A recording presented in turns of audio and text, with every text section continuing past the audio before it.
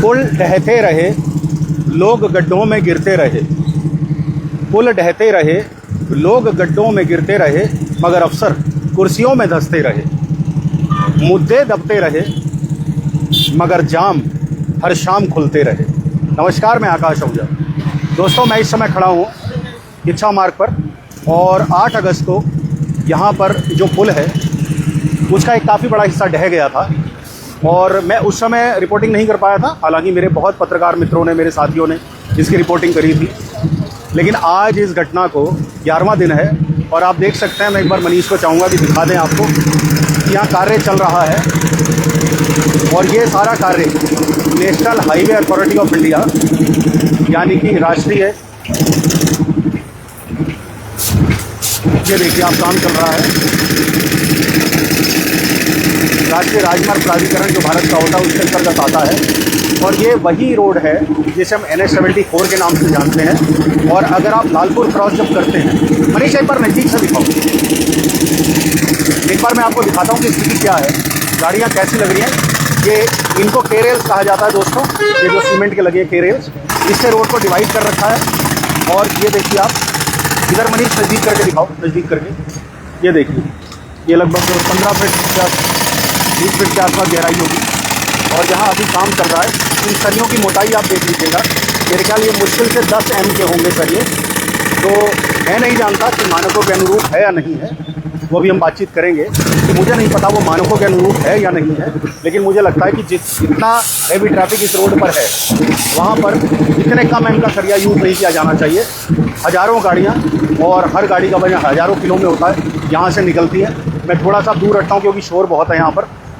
तो दोस्तों, मैं इसका आज वस्तुस्थिति जानने आया था, एक ग्राउंड ज़ीरो एनालिसिस करने आया था कि आखिर 11 दिन बाद क्या प्रक्रिया चल रही है। तो अभी प्रक्रिया सिर्फ ये चल रही है कि जो पुल का हिस्सा धंसा था उसको अभी काटा जा रहा है, एक चौरस जो भी होता है वो डाला जाएगा। तो NHAI की बात हो रही थी, national highway authority of India, राष्ट्रीय राजमार्ग प्राधिकरण भारत का जो है, वो इस रोड पर जब आप चलते हैं, लालपुर से आगे जाते हैं, तो शायद 125 रुपये का टोल वो आपके 4 व्हीलर से लेता है। और उसके सापेक्ष इनकी ये ड्यूटी होती है कि रोड में किसी भी तरह का गड्ढा हो और उसको भरा जाए।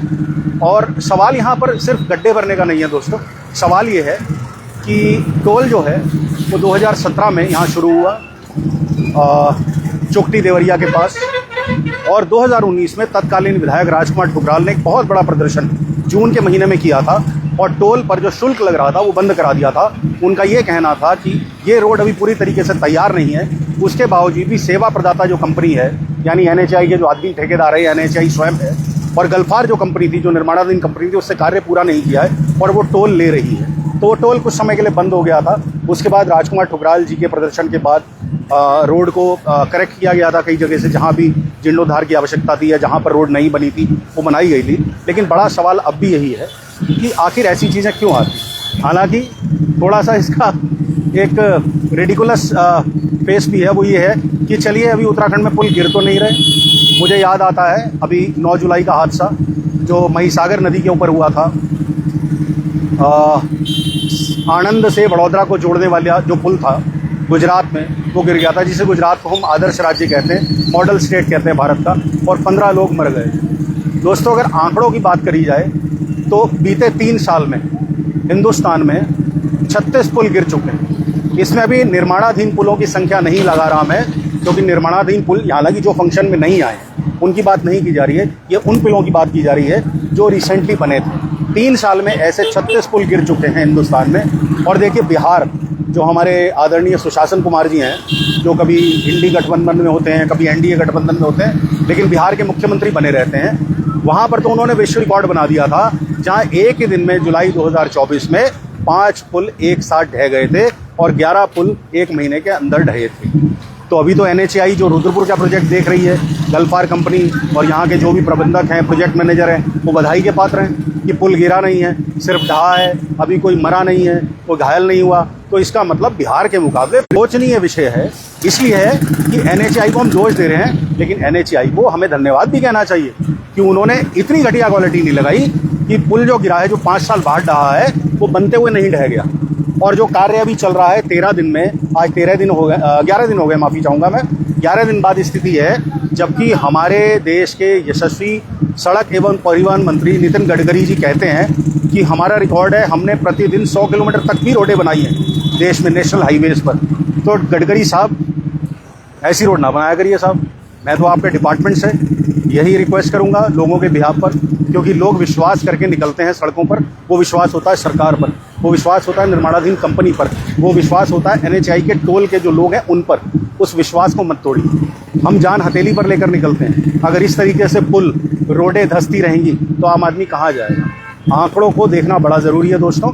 यहाँ राजकुमार ठुकराल जी की बात मैं फिर से करना चाहूँगा कि उन्होंने मुद्दा उठाया था कि ये पुल बने हुए भी 5 साल हुए हैं केवल, और 5 साल में ये ढह जाना ये दिखाता है कि निर्माण कार्य में किस तरह की सामग्री यूज हुई है, किस तरह की सामग्री का उपयोग किया गया है।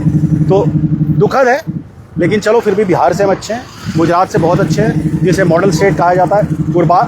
और गुजरात का जो मच्छू नदी का हादसा था 2022 का, मोरबी पुल जहाँ सस्पेंशन ब्रिज पूरा गिरा था, वो तो शायद आप भूले नहीं होंगे क्योंकि उसमें 135 लोग काल कलवित हो गए। ऐसा ही उदाहरण कलकत्ता से आता है, और गिरे। इसके बाद महाराष्ट्र का आता है जहाँ पर देवेंद्र फडणवीस और एकनाथ शिंदे कभी ऊपर कभी नीचे, यानी कभी मुख्यमंत्री कभी उप मुख्यमंत्री, वहाँ भी फ्लाईओवर्स गिरे। तो ये एक कॉमन सा सिनेरियो हो गया है, और ऐसा नहीं कि ये अभी शुरू हुआ है 3 साल से। मैं आपको एक आंकड़ा बीते 40 साल का भी देता हूँ, 1975 से माफ़ी चाहूँगा 1977 से 2017 तक का, और 1977 से 2017 तक रिपोर्ट्स कहती हैं, आप लोग चेक कर सकते हैं जाकर, कि भारत में 2130 पुल गिरे, लेकिन इसमें से अधिकांश पुल जर्जर अवस्था में थे।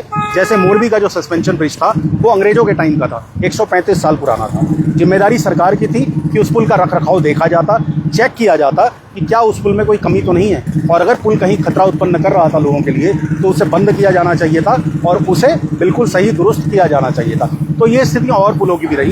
कई जर्जर पुल हमने भी पहाड़ में देखे जो छोटे छोटे पुल होते हैं, ढह जाते हैं। अंग्रेज़ों के ज़माने के कई पुल आज भी खड़े हुए हैं, जबकि जो नए बने हैं वो ढहते चले जा रहे हैं। तो दोस्तों ऐसे में किसी की मंशा पर, किसी की इच्छा शक्ति पर सवालिया निशान उठता है। मैं यहाँ सवाल उठाता हूँ उस NHAI के लोगों से, भारतीय राष्ट्रीय राजमार्ग प्राधिकरण के लोगों से, कि आप लोग प्रति वाहन 125 रुपये टोल लेते हैं सिर्फ इस रोड का, और यहाँ से 8 किलोमीटर दूर आपको इतना बड़ा ये गड्ढा हो जाता है, पुल ढह जाता है, एक हिस्सा पूरा, काफ़ी बड़ा हिस्सा है, मेरे ख्याल 12 फीट बाई 25 फीट का होगा शायद ये टुकड़ा।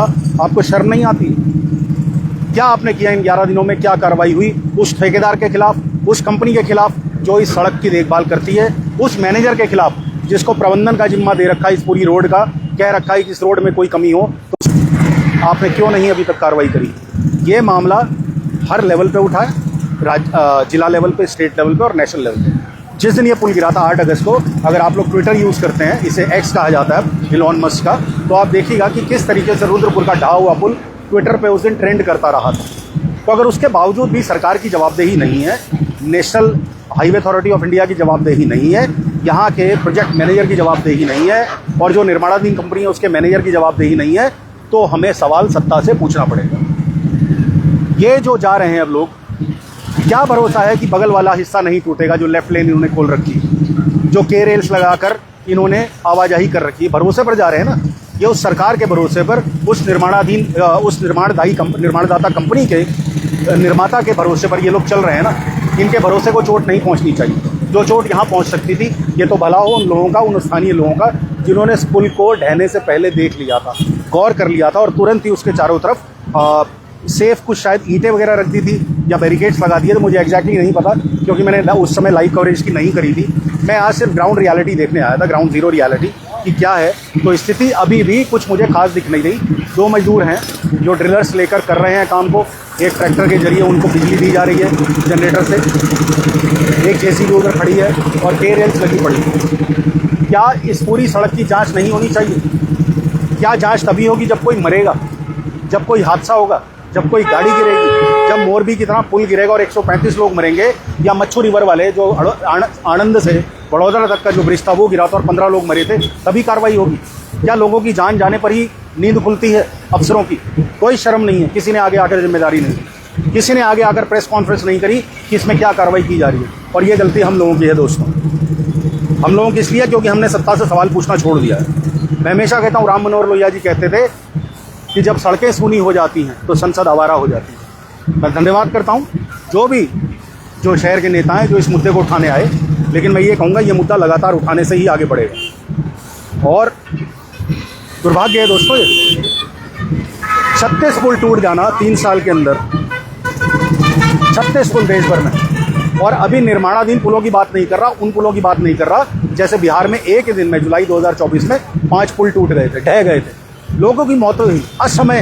वो बेचारे घर से निकले थे क्या सोचकर। ये दोष उस भ्रष्टाचार का है जिस भ्रष्टाचार ने भारत के प्रत्येक डिपार्टमेंट को, विशेषकर सरकारी डिपार्टमेंट को आकंठ अपने कब्जे में ले लिया। अप टिल नेक, आकंठ हिंदी का शब्द है, अप टिल नेक, अपने आगोश में ले लिया। तो दोस्तों, ये जवाबदेही तय करने का अधिकार आप लोगों के पास। जब तक आप सवाल नहीं पूछेंगे कोई जवाब देने नहीं आने वाला, क्योंकि उन्हें पता आप चिंतित नहीं। भगवान ना करे पुल के ढहने पर किसी का अपना जाए, लेकिन जो मरा है, जो आज तक गया है या घायल हुआ है, वो भी किसी परिवार का रहा होगा। तो उनका दर्द समझिए। ये हादसे बताकर नहीं आते, ये हादसे स्वतः होते हैं, अपने आप होते हैं। और इस हादसे में कब कौन चला जाए कुछ नहीं पता। मैं भी यहाँ खड़ा हुआ, कोई गाड़ी आए मुझे ही टक्कर मार जाए कुछ नहीं पता। लेकिन सुविधाएं देना सरकार का काम है। जो संस्था है, चाहे वो NHAI हो, चाहे गल्फार कंपनी हो, या फिर ये जो टोल पर बैठने वाले मैनेजर साहब हो और इनके एम्प्लॉयज़, इनकी जिम्मेदारी बनती है। और सबसे बड़ी बात, जिम्मेदारी बनती है उन अधिकारियों की कि वो जनता के आगे आकर बताएं कि क्या इसका कारण था, क्यों पुल ढहा, क्या निर्माण सामग्री में कमी थी, और अगर ऐसा था तो संबंधित ठेकेदार के खिलाफ, संबंधित निर्माणदायी संस्था के खिलाफ क्या कार्रवाई हो रही है। दोस्तों, मैं सिर्फ यही सब दिखाने आया था। अब देखिए शायद इधर भी काम चल रहा है, मुझे लगता है इधर भी स्थिति बहुत ज़्यादा अच्छी नहीं है। ये मिट्टी के ढेर हैं जो जड़ों से पेड़ों की फिक्स थे, क्योंकि पेड़ों की जो रूट्स होती हैं वो मिट्टी को बाइंड करती हैं। ये लोग आप लोग सभी जानते हैं इस चीज़ को। और ये पुल का बेस भी है एक कोने का, तो इस पुल को भी शायद देखा जा रहा है। अच्छी बात है अगर ऐसा किया जा रहा है तो, क्योंकि prevention is always better than cure, मेरा ये मानना है। इस तरह की घटना ना हो, इसके लिए जवाबदेही तय होनी चाहिए। और मेरी अंत में आपसे रिक्वेस्ट यही है, काफ़ी लंबा समय हो गया, मेरे ख्याल 12 मिनट होने वाले हैं। मेरी यही रिक्वेस्ट है कि अगर आपको लगता है कि मैं जन समस्याएं उठाता हूं, जनहित से जुड़े मुद्दे उठाता हूं, तो मेरी इस पोस्ट को कृपया लाइक करें और शेयर अवश्य करें। आपका एक शेयर का बटन इस बात को आगे तक पहुंचाएगा, इस बात को आगे तक पहुंचाएगा। और हो सकता है कि जो जिम्मेदार लोग हों उनके कानों पर जू रेंग जाए। हालांकि हिंदुस्तान में वो अब होना बंद हो गया है, क्योंकि हिंदुस्तानियों की याददाश्त बड़ी ही छोटी हो गई। मैं चैलेंज करता हूँ कि इस शहर में आधे लोग ये भूल चुके होंगे ये पुल कब ढहा था, राखी से एक दिन पहले, क्योंकि हमारी याददाश्त कमज़ोर हो गई। हमारे आगे नित नई एक परेशानी परोस दी जाती है तो हम पुरानी परेशानी भूल जाते हैं। हमें ट्रम्प के टैरिफ कभी परोस दिए जाते हैं तो कभी पुतिन का फ़ोन कॉल परोस दिया जाता है, हम लोग उसमें मगन हो जाते हैं। और कुछ नहीं बचता तो फिर मंदिर और मस्जिद परोस दिया जाता है। दोस्तों, ये आपका हक है, आप पैसा देते हैं, आप हर चीज़ पर टैक्स देते हैं इनडायरेक्ट टैक्सेस के रूप में। जो टैक्स रिटर्न नहीं भी करते, जो गरीब लोग हैं, वो भी एक सुई से लेकर साबुन से लेकर टूथपेस्ट कुछ भी आप खरीदते हैं उस पर आप इनडायरेक्ट टैक्सेस देते हैं। यानी नेशन बिल्डिंग में आपका उतना ही अहम योगदान है जितना कि एक जो पेमेंट में टैक्स देते हैं उन लोगों का। जो कहा जाता है कि देश में केवल 3% नहीं है, 100% भारतीय टैक्स देते हैं। और ये जब आप इस रोड से निकलते हैं तो आप टोल देते हुए निकलते हैं। तो आपका अधिकार बनता है कि आप सवाल पूछें, सवाल अवश्य पूछिए दोस्तों। सवाल पूछना लोकतंत्र के लिए बड़ा अच्छा होता है। जब आप सवाल पूछते हैं तब जो जवाबदेह होता है वो काम करने पर मजबूर होता है। और आपकी इसी ढिलाई, इसी रिलक्टेंसी का फ़ायदा सत्ता में बैठे लोग उठाते हैं। ये अधिकारी उठाते हैं जो अपने आप को खुदा समझने लगे, भगवान समझने लगे। जब तक आप इनसे सवाल नहीं पूछेंगे ये जवाबदेह नहीं बनेंगे, क्योंकि जब सवाल ही नहीं है तो जवाब किस बात का। तो मेरा आपसे निवेदन है विनम्र, अपने शब्दों को अब मैं रोकूंगा, समय हो गया काफ़ी, कि प्लीज़ इस पोस्ट को शेयर करिएगा। और मैं आता रहूँगा यहाँ पर, देखता हूँ कि NHAI जो परम आदरणीय नितिन गडकरी जी के दिशा निर्देशन में शायद सारी मिनिस्ट्री में सबसे अच्छा काम कर रहा है, वो इस रोड को कितने दिन में पूरा कर पाता है। और प्लीज़ इसे शेयर करिए, फिर से रिक्वेस्ट है, ताकि ये संबंधित अथॉरिटीज़ तक पहुंच सके। मेरा बहुत छोटा पेज है, आप लोगों के प्यार के भरोसे ही मैं थोड़ा सा काम करने का प्रयास करता हूँ। ये प्यार मिलता रहेगा तो मैं इसी ऊर्जा से, इसी वेग से कार्य करता रहूँगा। तो विदा लेता हूँ, आपसे किसी और चर्चा पर मिलेंगे। भारत माता की जय।